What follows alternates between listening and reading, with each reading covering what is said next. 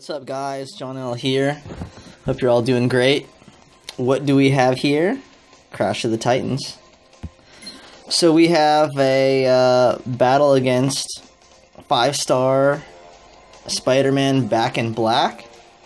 It's kind of cool. I don't really remember this. And we will be taking him on with Sandman. Okay, so yeah, maybe this is new. I don't know. I mean, I don't remember doing this, although it's totally possible that this has previously existed. But hey, it's new to me. So let's take a look at Sandman and see what he's about. My Sandman is champed. He's level 280, 17-9, 67 in health. I want to say he's a bit stronger in HP than your average 4-star character. What am I doing? Let's go info. Alright, so he is a green, purple, yellow. I have him as a 3-5-5 build. I'm not quite sure if that's a good build or not. In all honesty, I really don't use Sandman very much. I think he's pretty good at yellow generation. He's one of the few characters that does that, but not really sold on anything else. So Joe Quinones, nice little cover there. Again, a green, purple, yellow. So let's take a look at his powers. First one is Sandblast. It's 9. It's green. Sandman unleashes torrents of sand from his limbs, filling the area and pinning his target. Deals 1,283 damage to the enemy team and stuns the target for 2 turns. That's 3 covers. At 5 covers, damage jumps to 3605 and still stuns the enemy team for 2 turns. Oh no, still stuns the target for 2 turns. So not really a whole lot of change there. 3 covers, pretty weak amount of attack there. And 5 covers doesn't really get a whole lot stronger. Still it's triple, but that's really pretty weak, especially for 9. Nice thing, you do get the 2-turn stun, but it's not a great stun. Especially for 9, so... Moving along, we have Shifting Sands. It's 8, it's purple. Sandman changes shape, moving around the battlefield and keeping his enemies off guard. Swaps 10 random non-yellow basic tiles, converting up to 3 of them at 3 covers to yellow. When you get 5 covers, swaps 14 random non-yellow basic tiles, converts up to 5 of them to yellow. So it's a tile swap. It's 8, it's purple. 14 random tiles, so what, about a quarter of the board? And it's going to change 5 of them to yellow, and it's only basics. It's not a great tile swap, too, considering it costs 8. In fact, like, Loki's is cheaper and it's better, so, you know, Loki doesn't swap to yellow, but for only 5 of them changing to yellow at 5 covers is still not that great, so kind of womp-womp on 2 powers. His last power is Sand Smash. It's yellow, it's 10. Sandman hardens his body in preparation to bring the hammer down on his foes, creates 5 strength, 89 projectiles.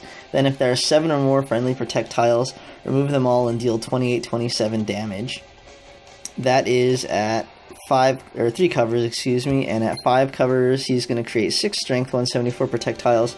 Then if there are 7 or more friendly projectiles, remove them all, deal 57-98 damage. So this is really, honestly, probably the only power that I would look at to compete with in this fight, or just in general with Sandman. And I would probably have it at 5 covers too, just to get as many of those projectiles out as possible. It's kind of expensive being a 10 yellow, and the fact that you need to have 7 or more to actually get damage. But it's a lot of projectiles, and they're kind of decent, so if anything, we're going to be sopping up a lot of damage before we can actually get this thing off, but it looks like it might be kind of a while. He's one of these characters that's kind of helping himself out, so Shifting Sands should help you get some more yellow. Sandblast doesn't really do anything to help the situation, so I think that's kind of where we're going to be working, trying to get some Shifting Sands, trying to get Sand Smash to get like a big hit on 5-star Spider-Man. And I guess if we pick up some green, we'll try to use some Sand Blast and maybe stun him. Although I'm not quite sure you want to stun 5-star Spider-Man. I think he goes invisible. We'll take a look. Again, 5-star Back in Black Spider-Man is a character that I don't play with quite a lot. And I don't think a lot of people play with him a lot also, because you don't really see him in a lot of teams. Kind of in the upper tier of fights. This is the Hunchback of Sandman right here. Let's take a look at Back in Black. So he is a blue, green, purple. And his first power, Taekwondo 6. Blue. Spider-Man unleashes a vicious flurry of precision kicks and acrobatic flips, striking his enemies' weakest points. If Spider-Man is invisible, he deals 2,370 damage to the target, otherwise he stuns the target for 1 turn and deals 1,049 damage. So his power is, I believe, when you're stunned, he goes invisible. So you kind of want to watch out for Taekwondo, because if he can get, I don't know, like 12 blue, he can stun you, go invisible, and then hit you for a decent hit. Second power, Automotive Artillery, 14, green. Kind of expensive for him, but this is his big damage one. Spotting his target in the distance, Spider-Man grabs a nearby parked car and hurls a 2-ton fastball at his opponent, deals 3,046 damage to the target enemy, ignoring the effects of any projectiles, and stuns a random enemy for 3 turns. So you don't want to get hit with this, because again, if you're stunned for 3 turns, he gets to go invisible and start hitting you for bigger damage. So try to manage the green. 14's a lot, and honestly the damage that he's going to inflict on you with Automotive Artillery isn't all that big. Usually this is a lot more. I want to say this is probably like 3 covers or less or something. I think with these 5 stars they scale them down so that it's more competitive. But still, this could get ugly with you getting stunned. His last power, Shadowy Acrobatics, is a passive. Peter darts through the shadows using his foe's confusion to disappear completely. Enemy strike tiles add 100% less damage to the minimum of 1. While at least 1 enemy is stunned, Spider-Man is invisible. So that's what I was talking about. If you're stunned, he goes invisible. Then all of a sudden, he can start hitting you for more damage and all that stuff. Either way, you don't want to be stunned. Shadowy Acrobatics, the enemy strike tile stuff, that's not going to be a factor at all, since we're not doing any strike tiles. So, let's try to keep him away from green. Let's try to keep him away from blue, especially since those are the only 2 colors that are active for him. If I was going to boost Sandman, I would probably boost in yellow and... maybe, well, I don't know, you could boost in anything, honestly. Because if you can use purple to get yellow, then that works out. Probably purple and yellow is what I would boost in for AP and probably for damage. I think I'm not really going to be focusing a whole lot on green, except to keep it away from Back in Black here. So, let's get going. His HP is pretty low, which is nice. That just means that he's a pretty weak version of the character. At least we don't have to blow through a whole bunch of HP. So we're just working on keeping him away from green and blue. Let's work on getting some yellow and purple. Doesn't look like there's any. Let's make this 4. You also want to watch out for the match damage for the 5 stars.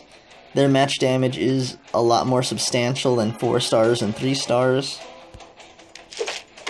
So if you're not paying attention and they're matching all the colors that they're strong in, they could really do a lot of damage to you.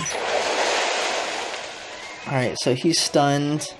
That's cool. Let's go ahead and get some yellow. Get another purple. Let's do Shifting Sands. Hopefully this will make some yellow for us a little bit. Alright, let's get these projectiles out. It's the first round of them. Unfortunately, we're going to have to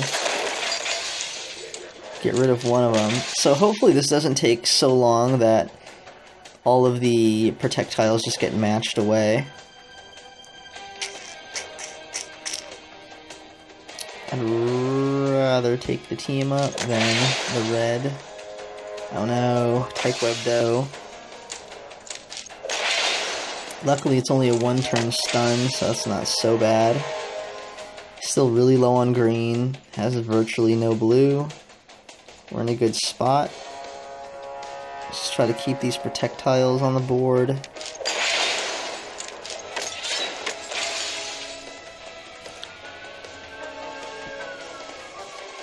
Alright, I'm gonna go for the yellow. And he's probably gonna go for the green.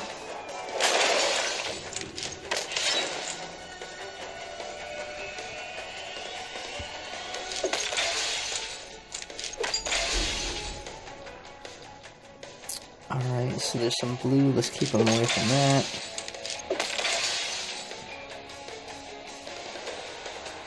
What do we got? What do we got? I don't want to make this team up match because that's going to give him a green. So let's go with this black here. He can have as much purple as he wants.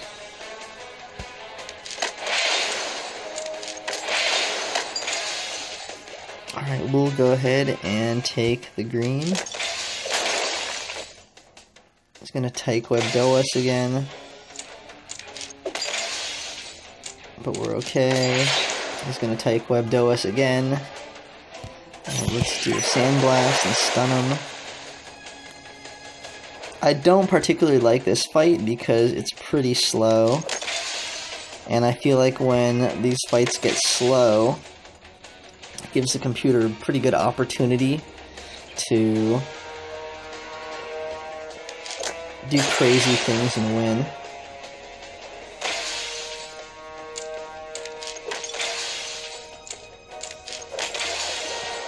I mean, if the fight just keeps going long, he has like a better chance of getting automotive artillery. So, with situations like that, you'd want to end this thing as quick as possible. And for some reason he goes for yellow, because he knows I was just going to mess him up.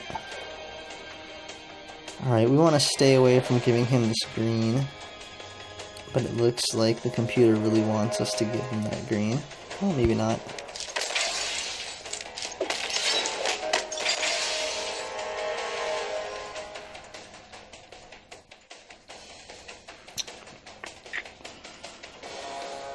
Ooh.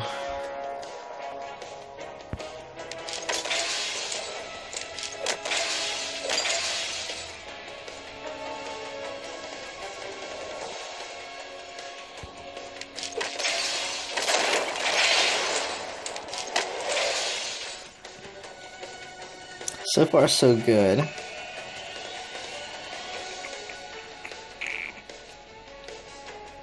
You know, I'm always cautious about the recommended matches. I always feel like the computer tries to get me to match stuff that will help it out, so I kind of like rarely ever do what the computer suggests. Maybe I'm just paranoid, but why would I take advice from the computer, right? I mean, whose side is it on?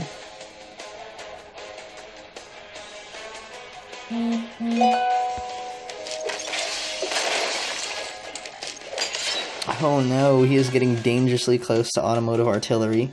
And again, the reason why we don't want that is because it's a 3-turn stun. So, let's see.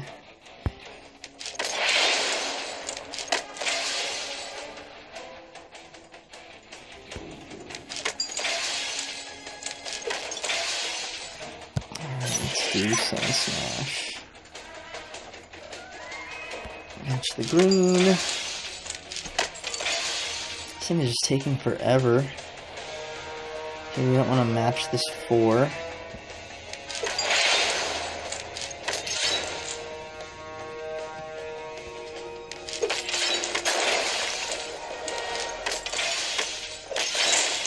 Alright, let's go ahead and do Sandblast. And do another Shifting Sands. You know, honestly, like, playing Sandman in this match just gives me more confirmation about why I would, like, never use him in a team. He's pretty terrible.